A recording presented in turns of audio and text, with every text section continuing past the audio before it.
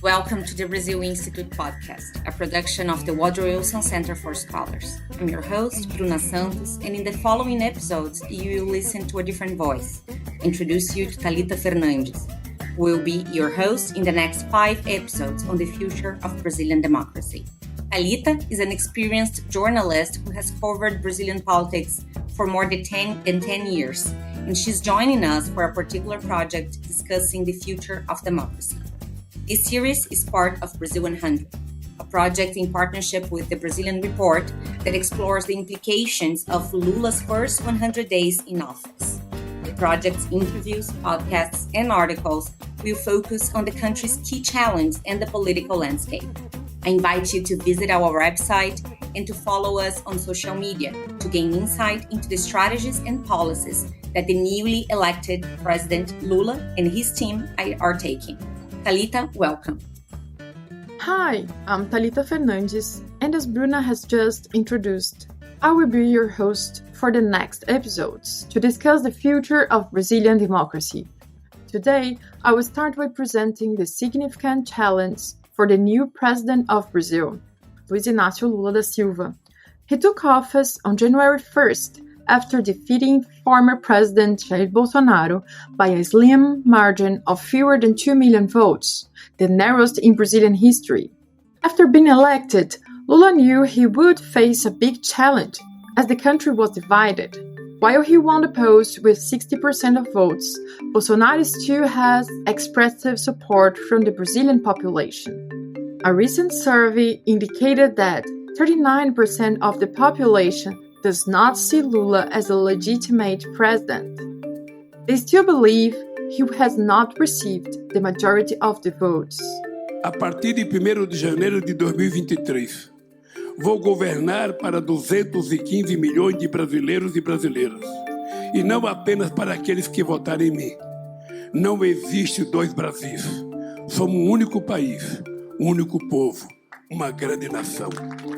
But besides all this demanding scenario, just 1 week after Lula's inauguration, Brazil faced its biggest challenge. The offices of legislative, executive, and judiciary power were invaded and destroyed by Bolsonaro supporters while they were claiming for military intervention. The invasion happened after almost 2 months of Bolsonaro supporters camping in front of the army headquarters in many Brazilian states, including the capital, Brasília.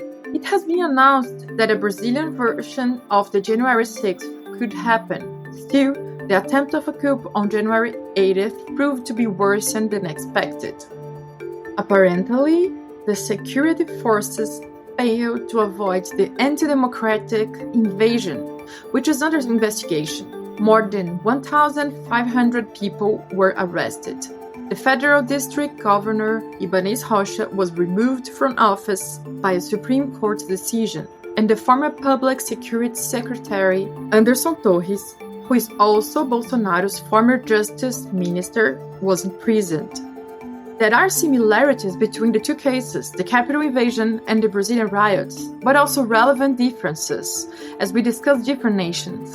To help me discuss that, I invited Natalia Viana, an awarded Brazilian journalist, who is the director and founding member of Agência Pública, a non-profit and independent investigative news outlet, which is focused on covering human rights. I decided to invite Natalia because she and her team have dived deep into the most recent challenge to Brazilian democracy.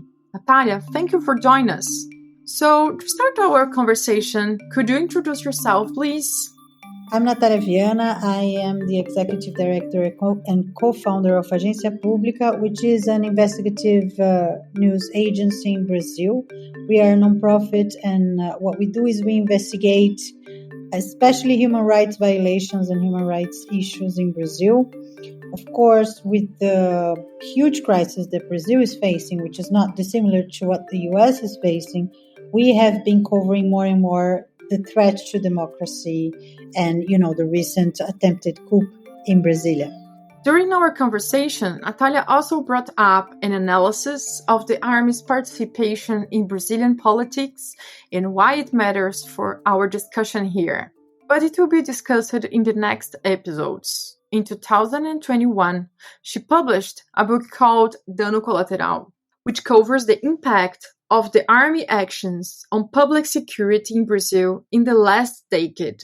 To start our conversation, I asked Natalia if she could explain why Brazil's democracy is under threat. I think there is no doubt that is under threat. If anybody had any doubt before what happened in 8th January, this doubt has dissipated. What has been happening in Brazil is that we are facing the challenge, an unprecedented challenge of a populist, of a digital populist. For a better understanding of what is going on today, we need to go backward on Brazil's recent history. Let's start with how Jair Bolsonaro, a retired military and an unexpressive congressman for almost 3 decades, became president. Let's go back to 2018. So Jair Bolsonaro was elected in Brazil in a vacuum of power in 2018. The reason he was elected is because Lula, who was the favorite candidate, was arrested and was imprisoned. He was imprisoned because the Supreme Court had decided to create an exception on its own understanding of when people should be in jail. This exception lasted for only 2 years, and it was reversed 2 years later. So this exception, if you look at it, through the lenses of history, really only served to keep Lula out of the race. Now, with Lula, who has been and is still an extremely popular leader, out of the elections, Bolsonaro managed to gather up the anti-establishment and feelings that have been, growing in Brazilian society, but not only in Brazilian society. You see the same in the US, you see the same in many countries. There's an anti-establishment feeling, but also a lot of dissatisfaction in general with democracy. Bolsonaro ruled for 4 years, basically following the same playbook that Donald Trump used in the US, which is ruling by being divisive, polarizing, criticizing the other powers, attacking whoever was not with him as an enemy of the people, as an enemy of the will of the people, and especially by hiding his own inefficiency as a president, as in inefficiency as not being able to lead the different parts of government or different powers in one direction, by attacking the other powers. So saying, for instance, they don't let Bolsonaro run the country, or he's being stopped. And Trump did the same. What this allows in terms of discourse, in terms of narrative, is for the president, the man who is the most powerful in the country, to claim that he's actually not establishment, he's anti-establishment, and he's trying to fight powerful forces. So the way that they've ruled, both of them, allows them to keep the narrative that engages the audience in this whole anti-establishment, say, ethos that is growing and has been established in society. Now, right now, what happened is, much like Trump, Bolsonaro has started seeding mistrust in democracy, and very specifically in our voting system, which is through electronic ballots. And Bolsonaro has been saying that they are fraud-ridden, they are prone to fraud since he was elected, actually. And many of his very close allies, and I mean, it's not like people who are not known. These are congressmen and congresswomen, these are ministers, these are people who are former army generals. They've all been saying that, the electronic ballots cannot be trusted. Now, this has become a very, very big narrative, disinformation narrative, fake news narrative that was widely, believed by a big part of the population. And then when Bolsonaro lost, the coolest proper plan came to force. There were several attempts at destabilizing the peaceful transition of power. So let's do a recap on the point that Natalia said that Bolsonaro ruled using the same playbook as Trump did. As the American leader, Bolsonaro did not admit he was defeated. He left Brazil on December 30th, 2 days before Lula's inauguration. As expected, the former president refused to transfer power to his adversary. Instead, he flew with his family to Orlando, in Florida, in the United States. It also took Bolsonaro 2 days to come to the public after Lula defeated him on October 30th. Os atuais movimentos populares são fruto de indignação e sentimento de injustiça de como se deu o processo eleitoral. During his speech, he said that people were protesting because they were indignant about the polls results, which encouraged people to keep camping in many cities, asking for the military to intervene to prevent Lula from taking office. So this created instability. What we are saying is that the peaceful transition of power is extremely important, especially if you have, a divided nation, if you have a polarized society, which is the case of Brazil. Right now, what we know in terms of why is it still under challenge is that there is a huge portion of the population that really believes that there was fraud in the elections, even though there is absolutely no evidence for that, nothing that supports this claim. So we've had the OAS, we've had the Carter Center, we've had several international observers in Brazil during the elections. They all guarantee that there was no issue. The elections went smoothly. First, Lula won. He was ahead in every single trustworthy poll. What happened was what was supposed to happen. There was no surprise here. But there is a significant part of the population that still believes that there was fraud and therefore do not believe our democracy anymore. They do not believe that democracy works. It has been shown that 25% of the people say that they are Bolsonaristas.